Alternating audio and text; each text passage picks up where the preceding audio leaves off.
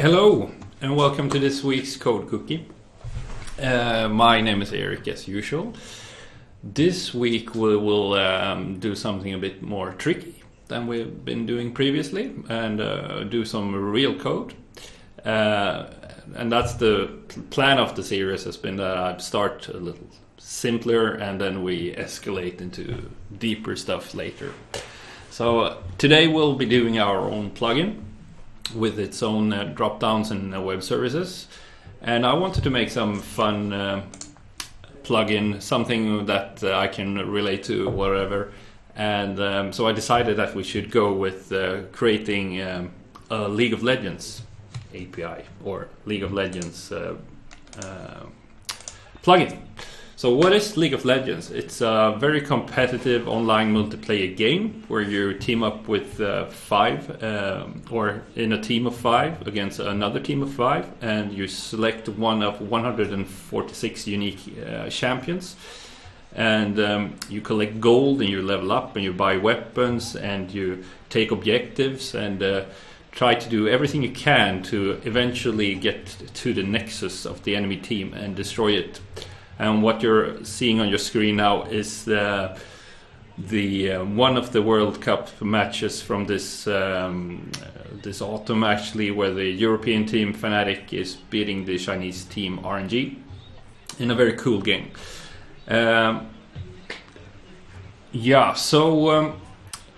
There's some sites related to League of Legends where you can look up other players, and the players are referred to as summoners in League of Legends. So you can basically look up a summoner and you can get some match statistics and the ranking and their history of all the games they're played. And I wanted to make something similar in Zervicepoint.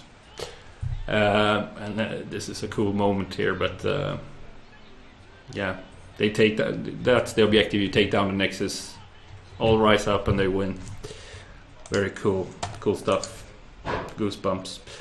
And here's one of the pages I talked about where you can search on a player, and please ignore the awkward ads on the side. And you can see that this guy called Dry is gold 4 in the solo queue, and you can see his or her match history here as well, where you have the champion they played, their kills, deaths and assists, and all the items they bought, and so you can get a feeling of how good this player is. So there must be some API behind this, and if we just Google League of Legends API, we come directly to this page where I was previously here, and I happen to know that this is a REST API, so it's a good example of how it can be to integrate with a system, because it's very common that REST standard is used. So, and to be able to authenticate with this API, you need to generate a developer key, and here's my developer key. And these are just for development, so they expire very quickly. You get like 24 hours. And if you want to have a longer expiration date on your key, I think you can sign up sign up or register your own app here. And I don't know, but perhaps you pay a small fee or something like that. But a development key will do for now for us.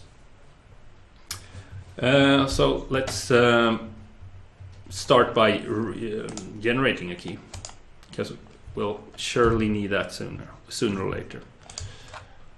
And we copy the key. We'll put it in here for now.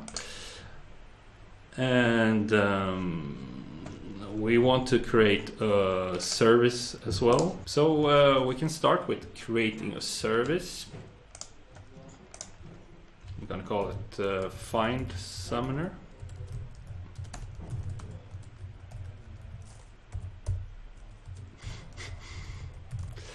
And create,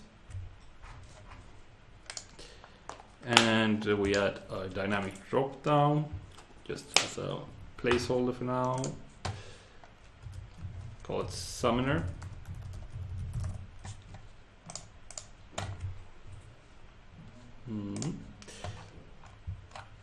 save it.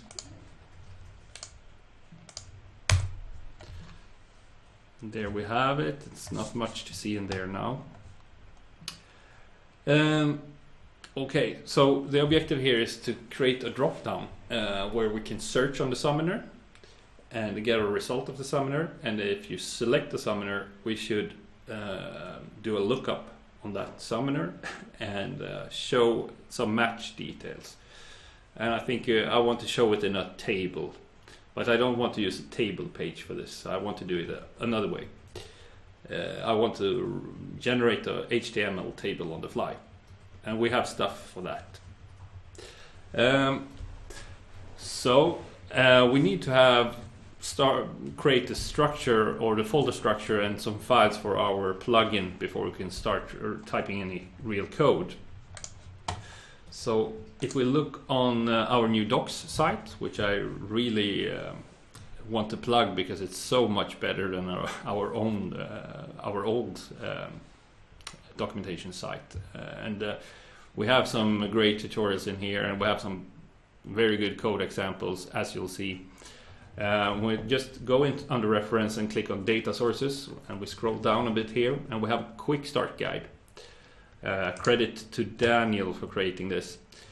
And here we have everything explained briefly and well enough. And but in particular, we have the scripts that we can use to create the folder structure we want, and also create the module manifest and create the provider XML, which is needed for Zervicepoint to find your scripts. And also the basic layout of a drop-down, and a good little return snippet here as well. I'm gonna just click here to copy this code, take up my PowerShell prompts. So this is for creating the folders, this is for creating the manifest, and this is for creating the drop-down file or the basic code structure itself. Put that in here. And then we have provider XMLs. And since I have a little special setup, I can't use this code. So I will do that a different way. We're going to do a search replace here, because we don't want the plugin to be called example, we want it to be called LOL. And we don't want the drop-down to be called get days, we want it to be called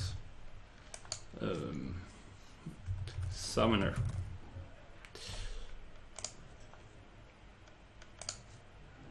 Or we call it, oops. You can call it whatever you want, but let's say get summoner. And then we have, everything looks fine here.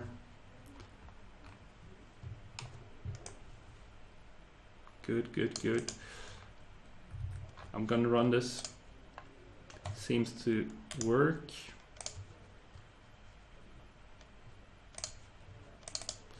Go in here, and we have a plugin folder, we have a log, data sources, and we have this. Okay. So let's open it.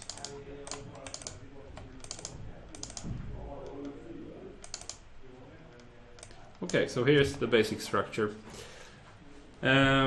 Let's explore the API a little bit more, because we want to find the summoner now. So we go here to the API page, and we can go to the APIs reference. And here's a bunch of endpoints. So it's seems it's a pretty large and well documented API, and that's always useful. And I like this kind of documentation where you can click on an endpoint and you get all the different methods here. So if we go on summoner, sounds like something that we want. And you have 4 different ways to retrieve a summoner here. You can find a summoner by account ID, summoner name, or PUID, or summoner ID. And since our users will be typing in names, this is definitely what we want. So I can click that and we get some examples. Here's the example output and some explanation of each property. And here's some response codes. And down here you can type your own test request. So I'm gonna go with searching for a player or a summoner called dry on this server, because I have a bunch of different regions or servers that players can play on. And we can execute a request here. So we get the request URL here. And we can do a request in PowerShell directly to that, but we need to have something more. We need to put the API key there as well. And we can see here in the request header that this neat little web app has included an XWrite token as well. So we will need to do that as well when we send requests in PowerShell. Response code 200 means that everything went fine, and we get a response header. We're not very interested in that, but we check on the body. Check out that body. Okay, we have a name here. It confirms that we searched on a play called Dry and we got a hit. And here's the account ID and the ID and the revision date. And I watched the documentation before, and this seems to be milliseconds from the Unix epoch, which is 1970, the 1st of January 1970. So we can use that information to retrieve a readable date from this ticks as well. I think we'll do that later. Okay, so we can just start by copying this URL actually. We go into the code here, and I'm just going to leave this for now because it's a very good example of how you must return data to our drop downs, so they will be able to put a display name and a value behind it. Okay, so there we have that. There's a command called invoke REST method. We have to specify a method. I'm going to go with get because that was in the documentation. URI. And we can put our URI in there. Like that. And then we need to include the header as well, or we need to include some information in the header. And I can basically copy our request header here, but I think I only need this part. So I'm going to put that in a hash table here. We can't have a colon, we must be an equal sign.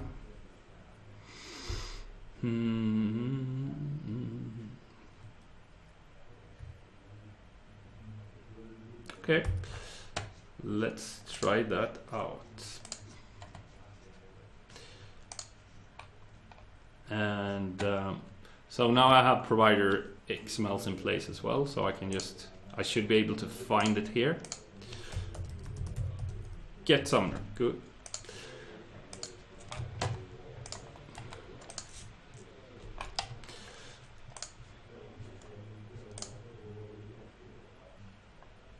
And it just defaults to dry. Why?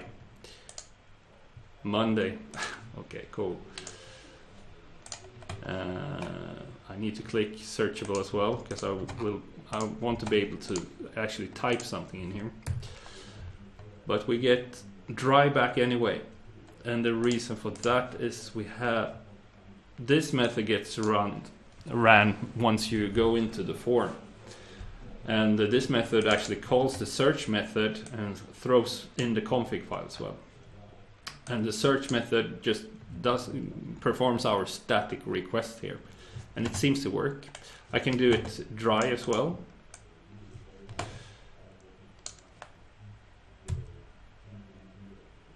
Cool, that worked.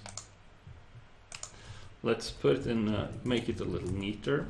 Put it in the res variable, and then we pipe the res variable to this to this little code here. And we need to specify a property for ID and one for name. So name is what is shown in the drop down itself. So if I show profile icon ID here, like we have down here, and we put as ID, let's put account ID, and we go in and we do a search here, it will show the profile icon ID, but we probably want to have name there instead. Yeah, and we don't want to have a get default, so I'm just gonna remove that. And once you go in now, it's empty, and you can write rice. You get it, and it goes back to dry. So that's really cool. That's because it's static. So we don't take into consideration the search parameter here. So let's make it a bit more dynamic. Let's put search in our request. We refresh and we type reckless. And reckless appears here. And that's just summers that I happen to know exist. So that's the search. If we check the API documentation, we see that we have different regions here as well. And I don't want our users to be limited to one specific region. I want them to be able to pick some regions here. And I think we can use a category picker for that.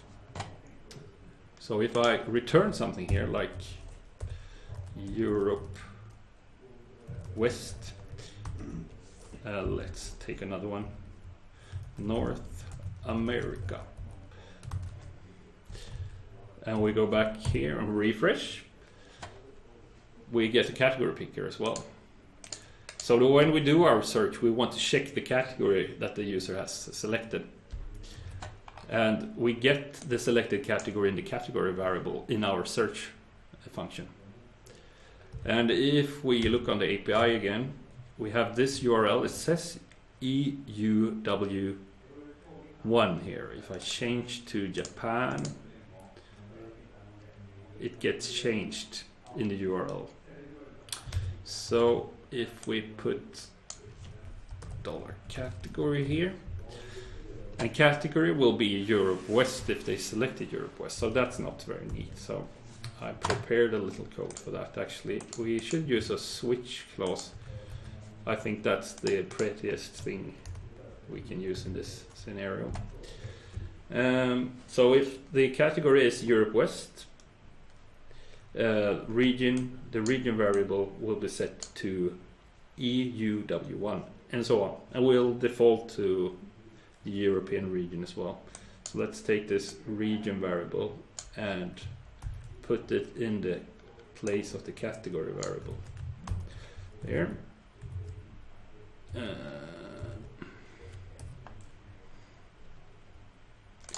We'll try and dry again. That worked. Old one in North America. No, the old one. Yep. So it works, because I happen to know that this is an American player.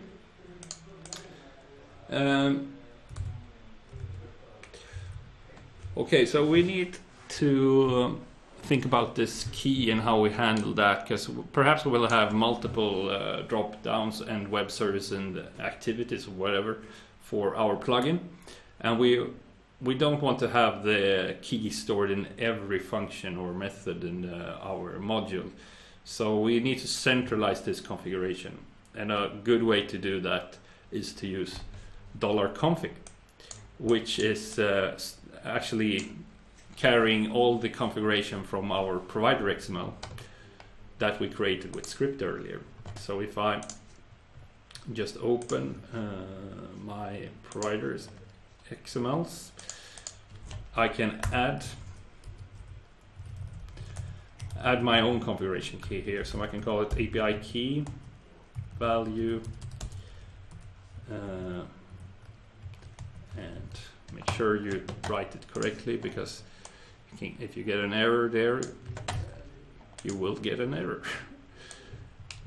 and let's put it in here, save it. And I have 2 for my client web service. That's just because I have a development setup. You only have 1, and you have 1 provider XML for your activities. But we're only working with client web service part so far. So if I want to debug this, I need to have the same config variable that Zervicepoint will have once the script executes. And if you have a plugin from us installed on your server, you will have access to the PowerFrame modules. And the PowerFrame modules is basically utility commandlets that you can use in your all your plugin code. And you can use it for other stuff as well. But we have tons of commandlet there regarding Active Directory, regarding Zervicepoint stuff, or stuff specific for security, utility, string usage, and like web formatting as well. So we have one called get pf config, pf for PowerFrame, and takes a path. And let's see, I need to point to my provider XML that I just edited. So for me it's pretty deep in here. Provisioning system, client. No. Let's copy the path instead. What was it? Oh, okay.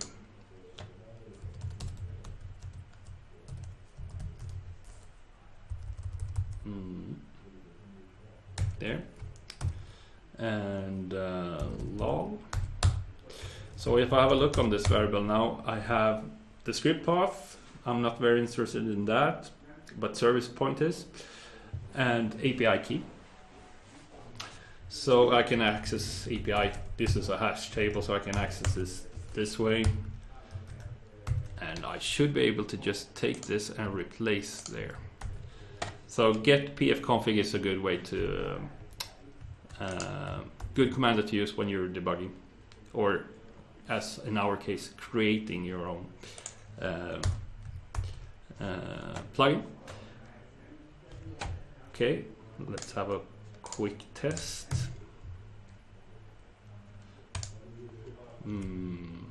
Let's pretend, yeah, there's a champion called, or there's a summoner called Yxan as well. So that works. And we don't really have any error handling here, no try catch.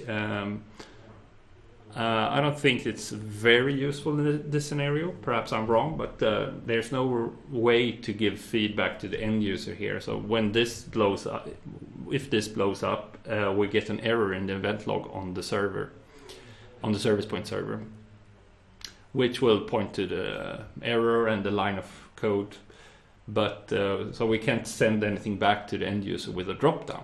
But with a web service, we can have error handling that can be very informative and send back error message and like what you want to present to the end user. And I think we do that in the next video actually, because in the next video we'll continue on this solution, and we do a web service that you can use for looking up all the match data for the selected summoner.